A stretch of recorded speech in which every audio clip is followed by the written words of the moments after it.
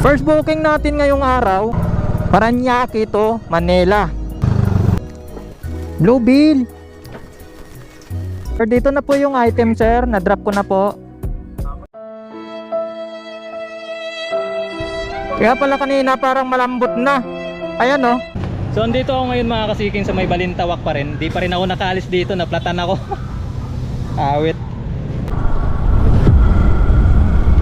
Ang ganda naman dito. Ang ganda ng lugar dito mga kasiking oh. Lalo ng pag-aaral siguro dito. Pasyalan yata yan dito ah. Kaso parang wala pang tao, walang tao mga bahay dito. Ang nakakatakot naman dito. Ay putik. Saan ano?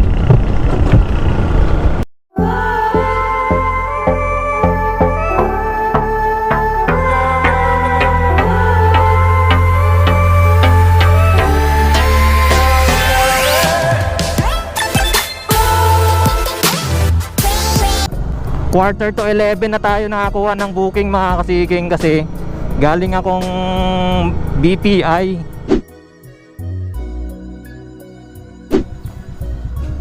Sir, pwede magtanong, lot 7, lot 4? Ah, dito yan. Blue Bill. Hello, ang bait naman ng aso. Ano pa, 17 po. Opo, bali nakausap ko din si drop off doon. Ako, kulang yung ano ko. Gusto niya kasi inaanin. 17 ang yan, no? Pa-picture lang na lang. Opo, ito ma'am yung ID ko ma'am. Kasya naman siya sa lalabag. So estimated time natin na para makarating doon sa first booking natin mga kasiking is 12:31. So let's say ano, mga 12:40 mga kasiking. Basta hindi traffic, no? Mag-adjust lang tayo ng oras. Atid ko na lang to mga kasiking. Babalitaan ko po kayo kapag kaando na po ako sa acting drop off location. Let's go! Update lang mga kasiking, nandito na ako sa may drop off ng first booking natin kanina. Dito sa may Manila. Hello sir. Sir, lalamog po ito sir. Dito na po yung item sir, na-drop ko na po. Magkakaya mo yan? Opo sir, yung number ko sa Gcash sir, ito rin po. Bali ano po, 176 lang sir. Okay, thank you. Thank you po. Alright mga kasiking, na-drop ko na yung first booking natin. So next drop off natin yung pangalawang booking ko mga kasiking, yung double book natin. Dito lang sa Balintawak, malapit lang yan dito alam ko mga kasiking. Andito na ako sa may drop off location mga kasiking. Tingnan nyo naman yung pin nung ano, ito lang, unang sigaw lang. Pag unang sigaw, ito dito na, dito yung tinuturo ng Google, ng map, ng Waze. Ayan lang oh, sa kabila. Wrong pin na naman. Wala tayong magagawa.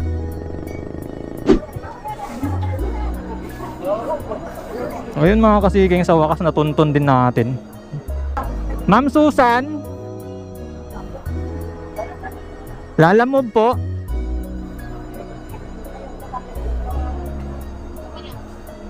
Ay dito.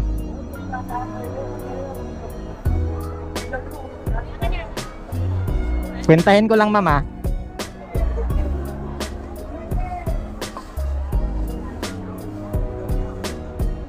$4,000 ay hindi po ma'am. O, ayan mo na. 4,000. Ano ka mo lahat? Ito po. 3,750 at saka 3,800. Opo.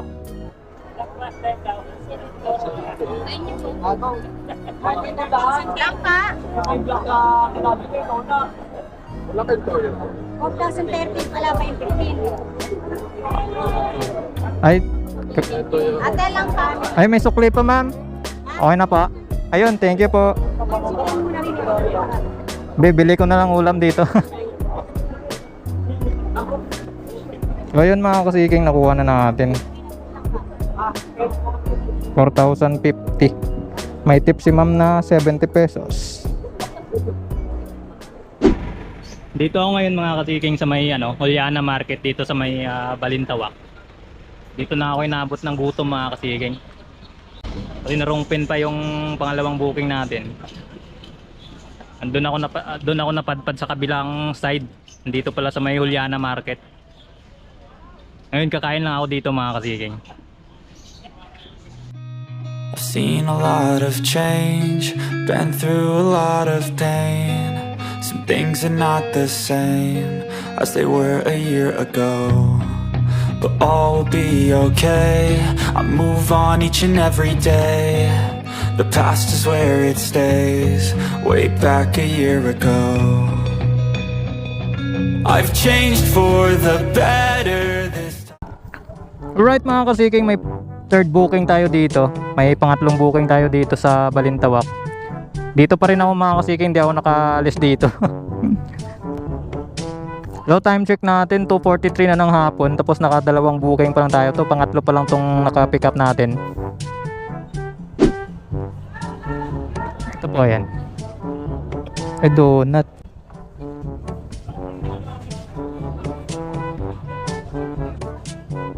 Doon na yung payment nito ma'am, no? Okay na ma'am. Sige pa.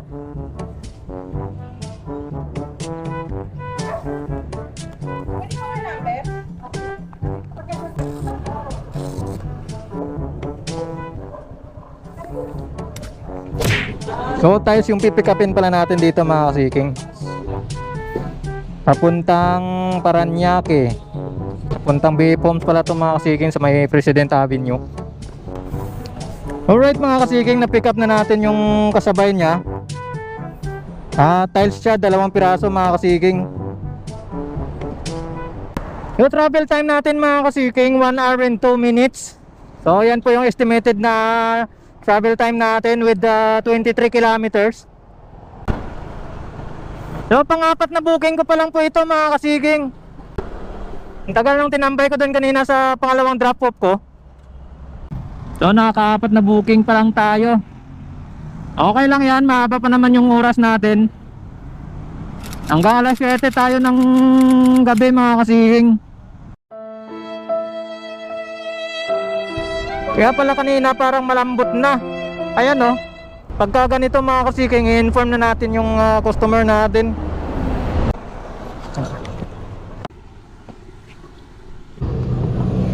So andito ako ngayon mga kasiking sa may Balintawak pa rin. Di pa rin ako nakaalis dito, naplatan ako. Awit. Pag malaki damage, papalitan ko na to ng interior. Few moments later. 4:20 to na ng hapon. Nakaapat na booking pa lang tayo.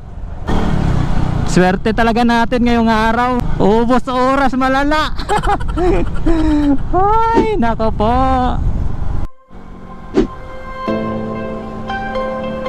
Dito pa lang ako mga kasiking sa may Aurora Boulevard.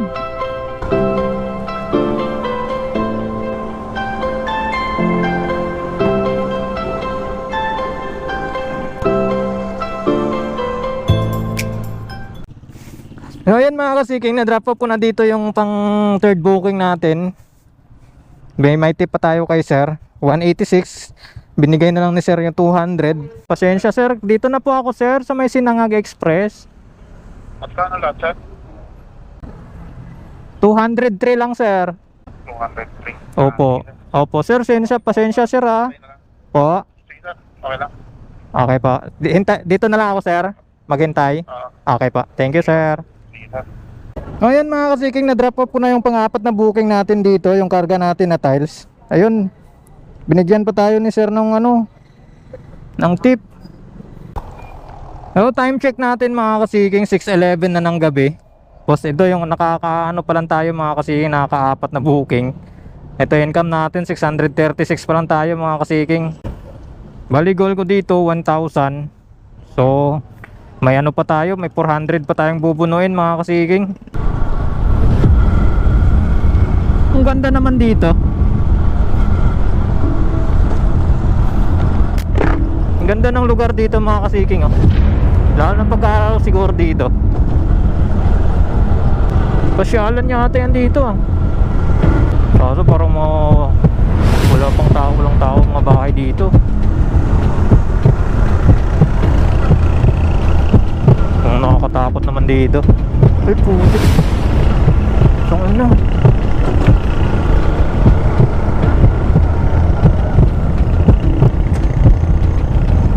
Cementerio dito mga kasiking.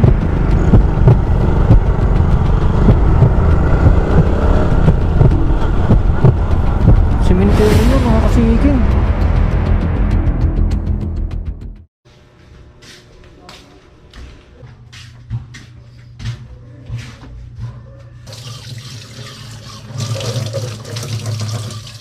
Good morning mga kasiking. Kikwento ko lang yung nangyari sa biyahe ko kahapon. Bali kinabukasan na po ito mga kasiking. Ang nangyari kasi kahapon mga kasiking na bali nag-start ako bumiyahe kahapon, kumuha ng booking mga around 10:40, so mag-11 siya mga kasiking. First booking ko dito, Paranaque to Manila, papunta siyang Tondo mga kasiking. And then may nakuha akong kasabay, papunta naman siyang Balintawak, from Paranaque to Balintawak. So inuna ko muna binaba yung papuntang Manila, papunta po yan ng Tondo. And then after nun, nung mababa ko siya, pumunta na ako ng next drop off, papunta siya ng Balintawak. Ang nangyari dito mga kasiging, dito natin na experience ulit yung wrong pin.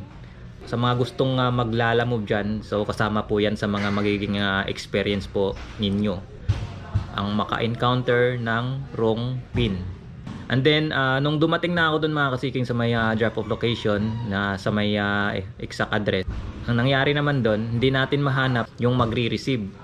So ang ginawa ko, nagtanong-tanong na lang ako dun, since kilala naman pala siya dun, kaya pinuntahan na lang natin. Nakakuha pa ako ng booking, pangatlong booking, and then may pang-apat na booking.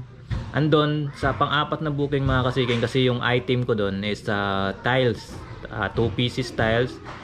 Medyo may kabikatan siya ng konti. After ko ma-pick up yun mga kasiking, bumiyahe na po ako nito. Tapos mga ilang kilometro lang yung biyahe ko dito, medyo doon naramdaman ko na parang kulang yung hangin ng motor, ng gulong ko sa likod.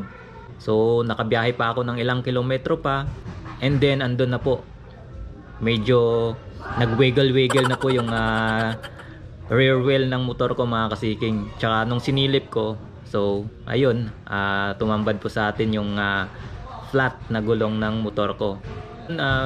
Medyo nainis ako dun mga kasiking sa part na yon. Syempre kahit sino namang rider, pag naplatan, diba? Tapos may booking ka pa, naka-double book po ako nun. Ginawa ko, pinicturean ko na lang yun mga kasiking, yung gulong ng motor ko. Tsaka in-inform ko po dun sa both customer natin, no, na pagda-drop upan nung item. In-inform ko na madidelay po ako kasi naplatan po ako. Ang masaklap kasi dun mga kasiking, malayo po yung vulcanizing shop dun. Kasi ano pa siya ng Balintawak eh. Kumbaga area pa siya ng Balintawak. So gusto ko malayo pa po talaga doon, yung ilang kilometro pa, almost 3 kilometers siguro mga kasiking. Ang ginawa ko, kasi since no choice naman po ako, ni-running flat ko na lang mga kasiking, kahit na may dala ako, kahit na mabigat yung dala ko. Kasi mahirapan naman ako pag tinulak ko yun mga kasiking, lalo tayong mapapagod. So ayun, ni-running flat ko siya, nagtanong-tanong na lang po ako doon kung saan may malapit na vulcanizing shop. Napunta ako doon mga kasiking sa may Caloocan 10th Avenue. So doon po may vulcanizing shop. Sabi ko, bibilhan ko na lang siya ng bagong interior. So yun po yung ginawa ko. And after na ko naman yung gulong, ayun nga, tad-tad po siya ng butas. Umabot ng 3 hours siguro yung natin, na tenga mga kasiging. So ayun, medyo na-delay na po doon sa part na yun. So good thing naman doon mga kasiging, nahatid natin ng maayos yung item, both, no, parehas. At isa pang pinakamagandang nangyari doon mga kasiging, nagtip pa yung dalawang customer na yun mga kasiging. Hindi na nila kinuha yung sukli nila. And then yung sa port booking natin na tiles, ganun din, nagtip din sa akin yun mga kasiking. So ayun lang mga kasiking, shinare ko lang po sa inyo yung naging experience ko sa biyahe ko kahapon. Umabot na tayo ng 400 plus mga kasiking. So paunti-unti dumadami na po talaga tayo. So salamat sa mga nag-subscribe. At sa mga hindi pa pala naka-subscribe, please like and subscribe and hit that notification bell button para updated ka pa mga kasiking kapag may bago po akong upload na video. So pag na-reach natin mga kasiking yung 1,000 subs, magpapag-giveaways po ako. Anything na magagamit ng mga kapwa rider din mga kasiging. Ayun lang po, lagi lang po tandaan na every challenges na ma-experience natin may solusyon. Yan po. Yan lang po yung ano natin, lagi nating tandaan, dapat maging open-minded lang tayo. Isipin natin na may solusyon na kayang gawan ng paraan. So dito ko natatapusin mga kasiking yung aking munting vlog. Once again, this is Vince Seeking TV. Maraming salamat po.